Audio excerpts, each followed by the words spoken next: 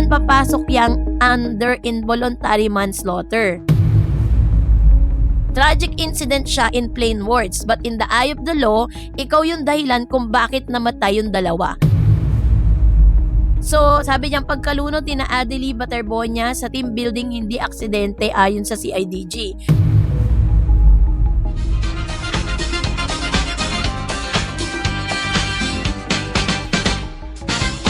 Ng taon. Yan ang ilan sa mga statement na binubuo ngayon ng ilang mga netizen matapos pong maglabasan ng ilan sa mga ebidensya at ilan sa mga investigasyon na naganap sa kaso po ni Mr. Rene Baterbonia at ng isa pang player na si Mr. Divine Adelie.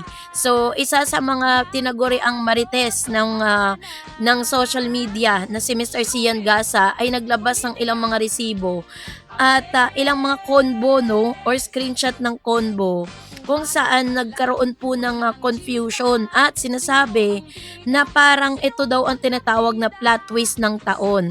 And isa rin sa mga nakatulong ng malaki sa kaso ang ilan sa mga naging statement ng asawa ni Mr. Tab Baldwin. Ano nga ba ang nangyari sa kanya sa kamay ng kanyang dating asawang ito? So yun ang ating pag-uusapan maya-maya lang. But before that, if you haven't subscribed yet to my YouTube channel, please don't forget to like, share, and subscribe at hit mo na rin ang notification bell for more showbiz updates.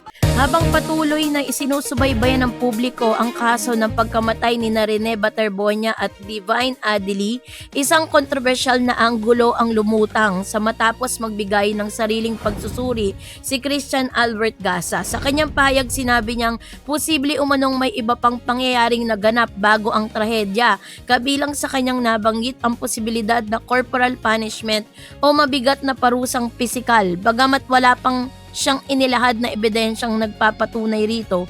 Kasabay nito, iginiit na kung mapapatunayang may kapabayaan o maling desisyon mula sa mga taong may responsibilidad sa mga biktima, ay dapat pa rin silang managot sa ilalim ng batas. Gayunpaman, mahalagang tandaan na ang pahayag na ito ay sariling opinyon at hindi bahagi ng opisyal na resulta ng investigasyon.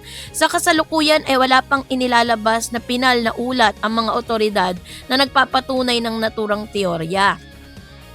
Ang mas mahalagang tanong ngayon ay hindi kung alin sa mga haka-haka ang tama, kundi kung ano ang aktwal na sinabi ng mga ebidensya. Habang lumalalim ang investigasyon, patuloy na hinihintay ng publiko ang mga opisyal na resulta upang mabigyang linaw ang mga pangyayari at mabigyan ng hustisya ang mga nasawi. Sa mga kasong tulad nito, natural na magkaroon ng iba't ibang teorya at interpretasyon, ngunit sa huli ang katotohanan ay dapat nakabatay sa ebidensya, testimonya at opisyal na investigasyon, hindi lamang sa mga opinyon na umiikot sa social media. Sa isang post ni Mr. Sian Gasa sa kanya pong Facebook kung saan sinabi niya dito na meron daw tinatawag na plot twist ng taon. So inalagay niya po sa kanya pong Facebook yung ilan sa mga screenshots. Sabi dito, sabi niya pagkalunod ni Adelie Baterbonia sa team building hindi aksidente ayon sa CIDG. Sir Sian FYI po. So mukhang tama yung conclusion natin na pinarusahan yung iilan like 4 players. Sana tuloy-tuloy na lumabas ang katotohanan kasi bakit silang 4 lang yung nasa malalim na part, tapos bakit yung mga statement ng mga players ay buhol-buhol? If corporal punishment was implemented to a few at hindi sa lahat, then papasok yang under involuntary manslaughter. Sabi pa ng sagot, kaya nga po kung titignan natin yung drone footage, nasa pangpang din yung ibang players. Supporting na iilan lang yung nasa tubig, which suggests na corporal punishment talaga. So sabi pa ulit, posibleng senaryo, kayong 4 ay late nagising. Mag-SWAT kayo doon sa malalim. So kahit hindi ginusto ni coach yung pagkamatay dahil nangyari yung aksidente under his instruction manslaughter pa rin yun sa mata ng batas. Pero hindi murder kasi walang intention to, alam nyo na. Tragic incident siya in plain words, but in the eye of the law, ikaw yung dahilan kung bakit namatay yung dalawa. If mapatunayan ito ng mga otoridad based on first-hand testimonies from the witness finish dito ang Ateneo. So, parang sinasabi nila rito, yung senaryo po ng pangyayari is that sinasabi nila na bakit daw, yun ang pinagtataka nila, bakit yung 4 na players lang, yun nandoon sa tubig. Why, kung talagang ano po yan, kung talaga pong parang training po yun ng mga players, ba't silang 4 lang, 'di ba? So, yun po yung isa sa mga iniimbestigahan. So, posible din, yun yung pinaka-plot twist doon posible din talaga na meron punishment na ibinigay itong si si Coach Tab Baldwin dito kay Rene at iba pang mga players kay Mr. Divine Adely na pilit na inililigtas sana si Rene pero siya rin po ay napahamak, ano? So, kaya naman yun yung ilan sa mga sinasabing plot twist ng taon. Isa rin sa mga matibay na evidence siya, no, na kung saan matapos pong maiulat yung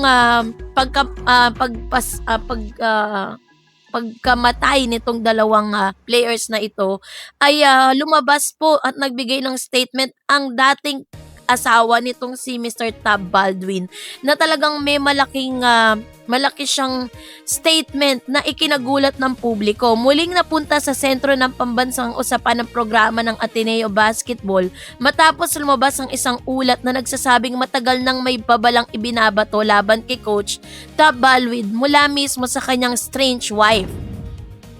Sa artikulang inalathala ng balita noong June 13, 2026, muling nabuhay ang mga aligasyon at usaping matagal nang umiikot sa paligid ng isa sa pinakamalaking basketball coaches sa bansa. Ang mga pahayag ay nagdulot ng matinding reaksyon mula sa sports community, mga alumni, mga magulang at mga tagahanga ng college basketball. Ngunit sa gitna ng matitinding pahayag at emosyonal na reaksyon, isang mahalagang tanong ang dapat sundin. Ano ba talagang alam natin at anong hindi pa natin alam? So, base po dun sa statement, no? So, base sa statement po nung wife po nitong si Mr. Tab Baldwin, Tagalogin ko lang para maintindihan nating lahat. Base sa kanyang statement, ito daw si Mr. Tab Baldwin, meron silang disagreement, meron silang pag-aaway, may mga naranasan yung wife ni Tab Baldwin dun sa kanilang pagsasama. Ngayon, ito pong wife netong si Mr. Tab Baldwin ay gumawa siya ng paraan para po itong si Tab Baldwin ay hindi mabigyan ng trabaho. Kasi nga parang hindi siya karapat-dapat, parang ganon, 'di ba? Parang sinasabi ng wife niya na binabalalaan niya or pinagbigay alam niya yung kanyang nangyari pero nga lang hindi siya pinakinggan. So tinanggap pa rin ng Ateneo si Mr. Tab Baldwin bilang isa sa mga coach.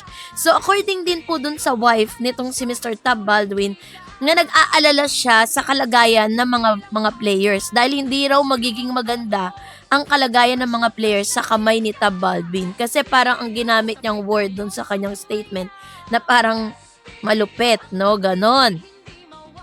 Kaya naman na yun po ay isa rin sa mga karagdagan, no? Base rin sa mga investigasyon, napatunayan din ng ating pong mga kapulisan at mga sa investigation na yung alien IDs niya, 'di ba? Pag ikaw ay foreigner, kailangan meron kang ganong documents, proper documents para po makapagtrabaho ka sa ibang bansa. So base po sa kanila pong investigation, napatunayan na wala siyang naipakitang ganun. At habang iniimbestigahan nito ay hindi na rin po siya connected sa Ateneo dahil siya po ay nag-resign, parang muna siya, pinatigil muna siya habang iniimbestigahan ang kasong ito. So, yun yung pinaka sinasabing malaking plot twist ng taon. So, inaasahan din ng ilan sa mga players na nandoon ay magsasabi ng totoo. Kasi parang feeling po ng ilang mga nakakarinig ng kanilang mga statement is parang nagtatakipan po sila, no? So sabi pa dito, so mukhang tama nga, no, na ang konklusyon natin na pinarusahan nga yung 4 na players na yon. At yun po yung ilan sa mga sinasabi ng mga nakakarinig at talagang sumusubaybay sa balitang ito. Nakakalungkot lang kasi parang meron according dun sa mother, meron silang hinahanap na katotohanan na pilit na hinahide dun sa kaso ni Mr. Rene Batibor niya, no? So, kahit naman po talagang mapatunayan kung sino yung may sala, hindi pa rin naman na talaga maibabalik ang buhay ni Mr. Rene at ni Mr. Divine Adili. Ang nakakalungkot lang kasi yung pamilya po ni Divine ay hindi na po sila nakapunta ng Pilipinas dahil sa kakulangan ng pinansyal para po sa huling pagkakataon na makita nila yung kanilang anak, 'di ba? I don't know what happened, bakit hindi sila pini-finance ng Ateneo para po pumunta dito sa Pinas or ipadala yung body ni Mr. Divine Adili sa kanilang lugar. So yun po yung dapat nating abangan sa mga susunod nating updates. Kayo po, anong yung saloobin patungkol dito? Mag-comment kayo sa comment section. And that's it for today. For more videos and updates, please don't forget to like and subscribe, and please don't forget to follow my Facebook page, DarEds TV, and DarEds channel. God bless everyone!